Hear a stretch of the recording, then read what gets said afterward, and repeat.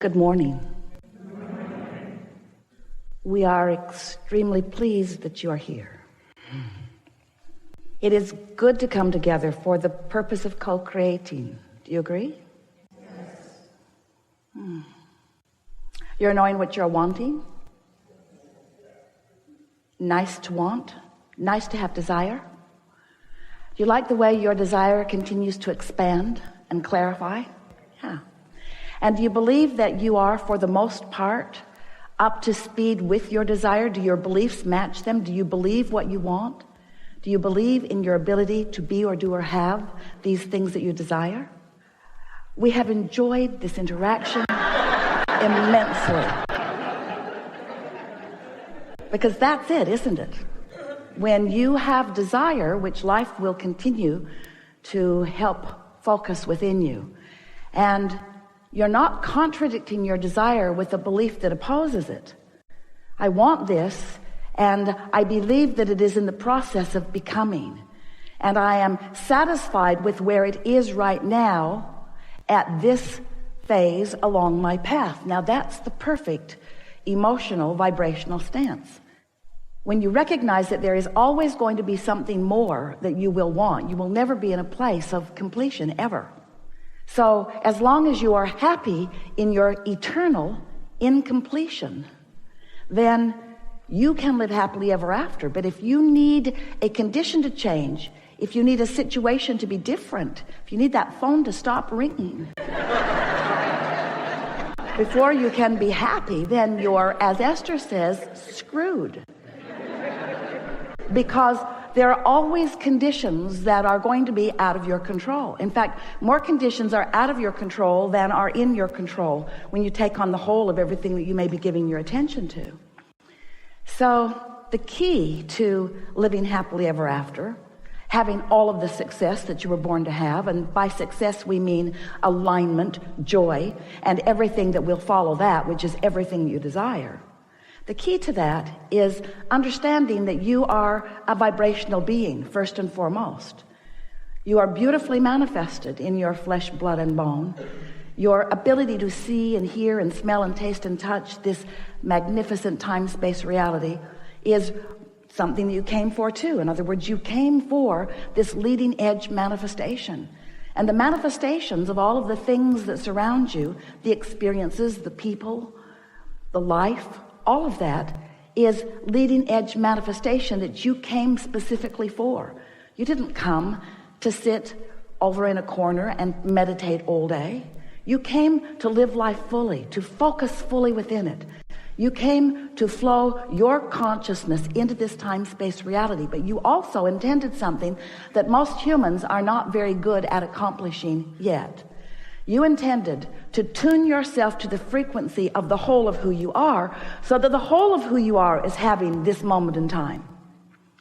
And that requires a handful of things. First, you got to understand that you are vibrational and that the entire universe is. Next, you have to understand that the way you feel is the key to your understanding what your vibrational output is. What it is in relationship to what you want, and what it is in relationship to who you really are, to the trajectory of who you really are. Who were you when you made the decision to come into this time-space reality, to focus into this body? Who were you as a consciousness? You were consciousness who knew your value, who came with great interest. You knew your worthiness, you knew your capability, you knew the potential of being here. And when you get off track from knowing who you are, from knowing your value, from appreciating where you are and who you are, then you begin to practice vibrational frequencies. They come to you in the form of the thoughts that you think. Eventually they become beliefs, because all a belief is a thought that you keep thinking, is a well-practiced thought. So sometimes, in fact often, you come into your physical body, and instead of being aware of the trajectory from which you have come, the trajectory of the energy that is focused to you and through you, instead you care more about how others who are walking around in their physical bodies are seeing you.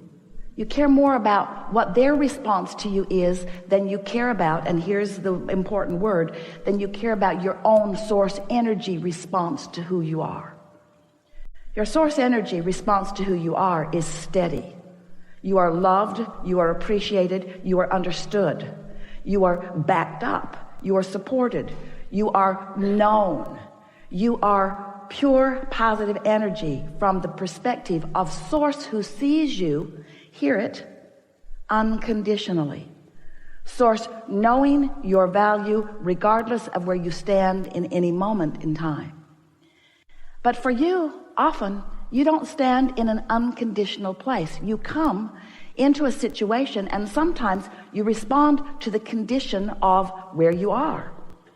When the gang gathered last night, getting this room ready for you, the air wall was up here and there wasn't room for all of you and all of this.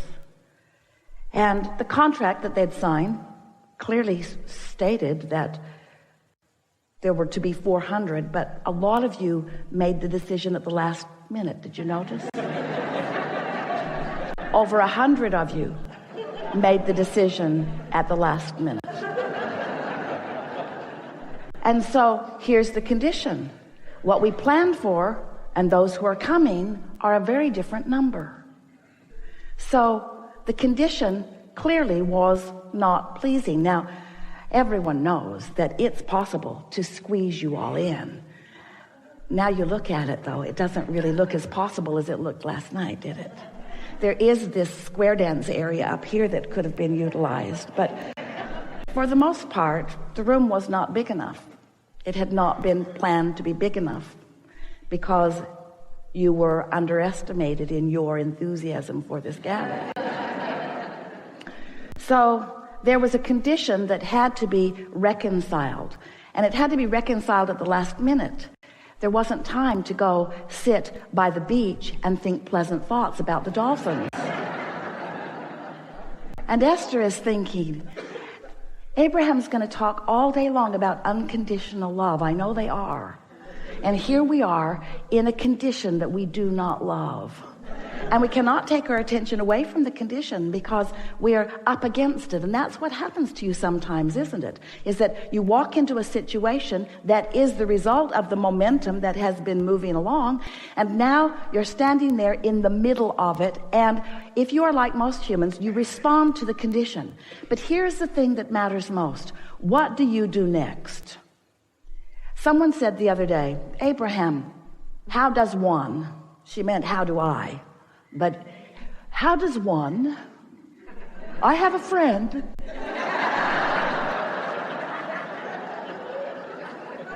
How does one get rid of doubt? And we said, you get rid of it before you get it, which is totally annoying. Because once you've got it, Abraham, you squirrely ghost. How do you get rid of doubt? Well, doubt is the way you feel when you're focused upon something and have been for a while that you believe that is contrary to who you really are and what you really want. All negative emotion means exactly that. Your life has caused you to expand into a new vibrational becoming. How do those words set with you? Do you like knowing that you are constantly becoming something that is more? But the tricky thing about that is, since you are constantly becoming something that is more, you've got to vibrationally figure out how to vibrationally keep up with what you have vibrationally become. Did we mention that you're vibrational? In other words, you cannot expand as life will constantly cause you to do and not keep up with your own expansion and feel good at the same time. So you have to care about the way you feel. That's the way you keep up with your expansion. But caring about the way you feel means doing something about the way you feel regardless of the condition. And that's where the term unconditional love comes in. Humans have been using the phrase for a very long time, and hardly any of you really understand what it means. You think unconditional love means look at some rascal who is really behaving in a bad way and just don't say anything about it. Don't rat him out. Don't talk to somebody else about him. Don't get him fired. Just love him unconditionally as you despise his behavior and most other things about him. And we say, that's may be what you might call tolerance. In other words, you're putting up with it. You're not freaking out about it, but it is not unconditional, because this condition that you are focused upon is an opinion that differs from the opinion that the source within you holds about it, because the source within you is holding an unconditional point of view. Well, before this day is over, you're going to understand completely why we from source are able to hold things from an unconditional viewpoint. We'll give you a statement that you may be ready to receive, and then we'll fill in the gaps as we continue over the next few hours. But the reason that we are able to focus upon any situation unconditionally is because the current conditions, or the what isness of whatever it isness, doesn't mean diddly squatness.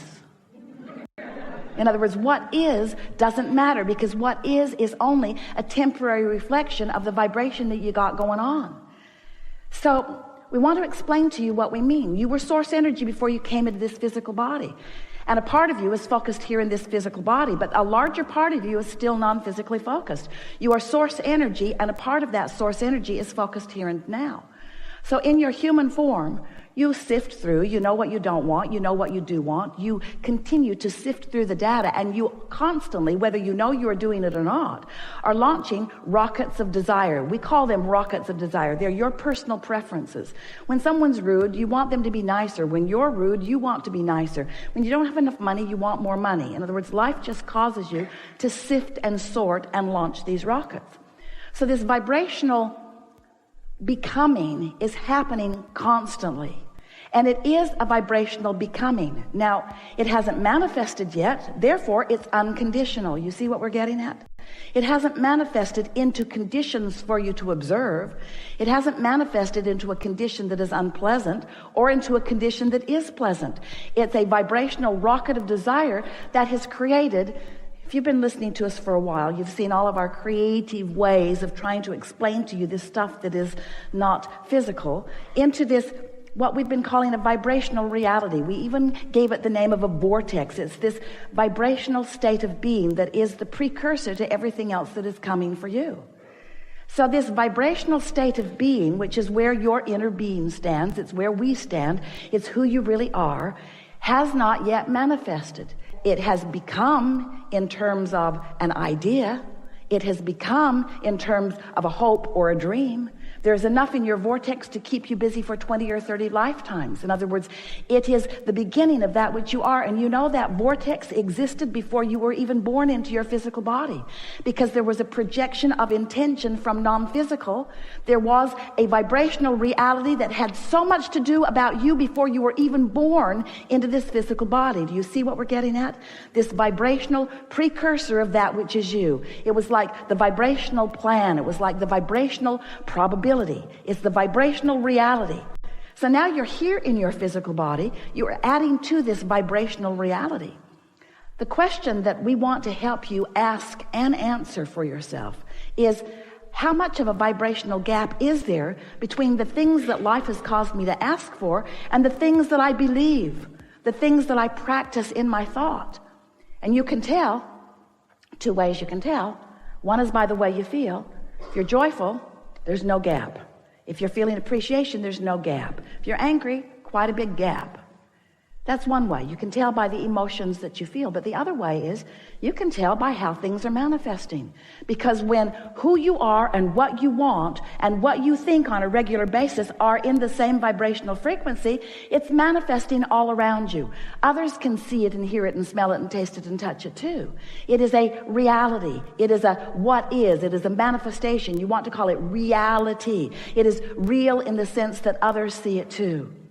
But we so want you to understand that before there is a reality, the way you want to call it reality, there is a vibrational reality. And that vibrational reality is filled with all that you have become and are becoming. And you have the ability, if you understand what we're talking about here, to close that gap and have what you want.